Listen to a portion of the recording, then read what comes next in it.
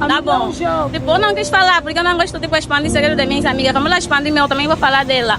Tipo, ela tem saído com pastores. Tipo, quando o culto termina, ela sempre vai sobre no carro do pastor e vão sempre nos santuários. Ou sempre eles, quando eles dois, sempre lhe perguntam, amiga, você tem um caso com um pastor? Ela sempre nega, tá vendo? Eu sempre lhe vejo sair com um pastor, tipo, de onde a oferta tem sempre compartilhado. Porque ultimamente ela me aparece com muito dinheiro, tá vendo? Eu tão desconfiada que ela namora com pastor. Não tá desconfiada, ela namora com pastor. Você namora com pastor? Sim. Fala-me coisas, família.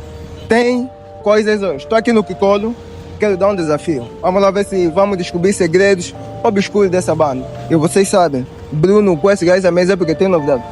Donas, muito boa tarde. Boa tarde. Boa tarde. Boa tarde. Tá tudo bem, né? Sim, sim. Olha, desculpa, não tem problema com as câmeras, né? Não. Olha, chegam só aqui nesse lado, né? É tipo, vira só, por favor. Vamos só ficar no nosso... Eu sou influencer.